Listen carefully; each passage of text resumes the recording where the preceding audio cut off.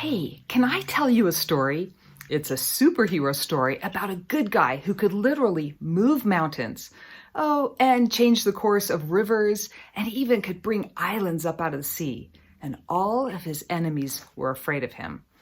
The funny thing is, he's a lot like you and me, just a regular person.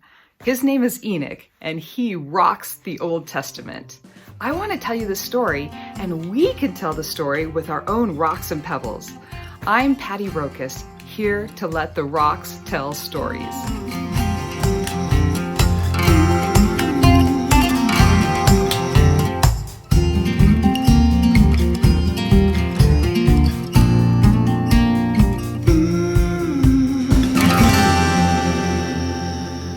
Let me tell you about Enoch before he got his superpowers. He was a good person, just living his life, but he had some real insecurities. He put it this way: I'm but a lad, young, and all the people hate me, and I'm slow of speech. So he didn't really feel like he could probably do anything great, but you wouldn't believe what actually happened. He lived in a time kind of like ours, where people are often mean to each other, yelling, arguing, fighting, and hurting each other. But he came from a family where he knew a better way of life.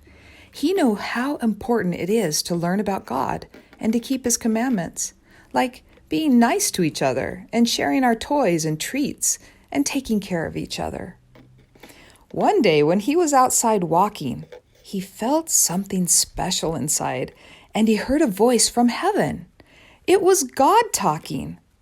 God is so kind. The first thing he said was Enoch's own name, and that he was his father. God simply said, "Enoch, my son."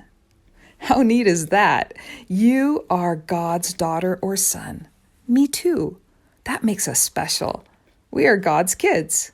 And that's the first secret, knowing you are God's child. The next thing God said was all about a job he had for Enoch. He told Enoch to go tell the people to change their ways and to change their hearts, to love each other, or in other words, to repent. How would you feel if you were told to go tell the bullies and the meanies and grown-ups and everyone to shape up and to worship the true and living God? Maybe scared? Maybe like you were too young or too inexperienced? Maybe like you just didn't know how to do that and didn't want to do it. Well, I think Enoch might have felt like that too. He asked God why he chose him when people didn't like him and he couldn't talk very well and he was just a lad, a young person. Well, this was the beginning of Enoch becoming a superhero. God answered Enoch's question, saying, "Go and do as I have commanded. No one will hurt you. Open your mouth, and I will help you know what to say." And then he gave him what to say. He said, "Tell them, choose ye this day to serve the Lord God who made you." Those are some good superhero powers, protection and powerful words. Well, God had an even greater blessing for Enoch, the superpower of the Word. Whatever Enoch said, God made it happen. And he gave some examples. God said, "The mountains will move for you. The rivers will change course. All you need to do is abide in me, and I in you." That's how close God wants to be with us, always together. He said, "Walk with me."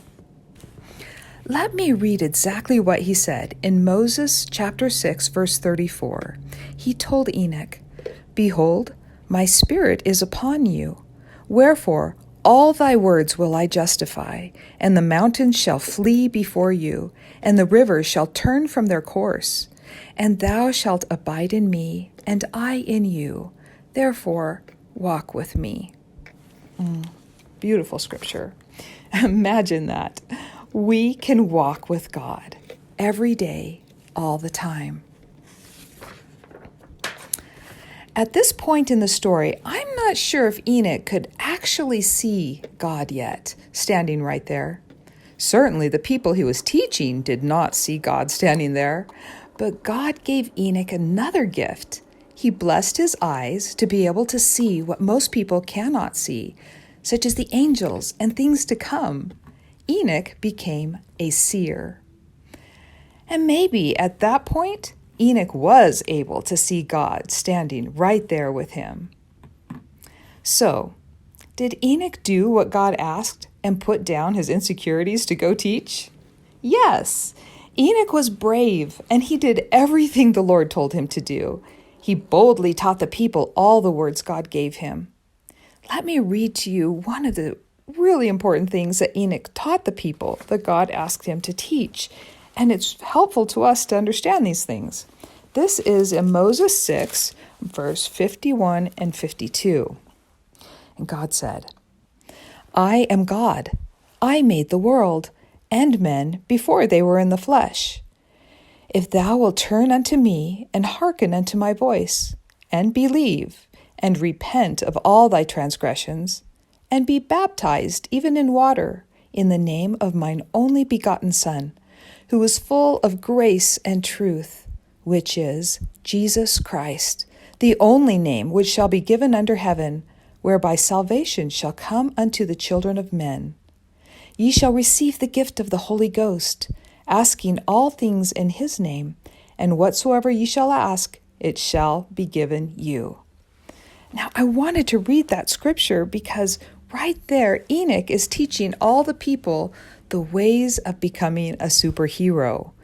Right there in that scripture, we learn some of the clues for how we can walk with God. But many things were hard for the people to hear because people don't usually like to find out that they need to change their ways. And they got mad at Enoch. But just as God promised, no one was able to hurt him or stop him. They called him a wild man because they couldn't control him. He was bold and brave and walked with God. As he practiced and kept doing all God asked, Enoch got stronger and stronger and more able to wield the power of God, until many were convinced to learn about God and to keep his commandments.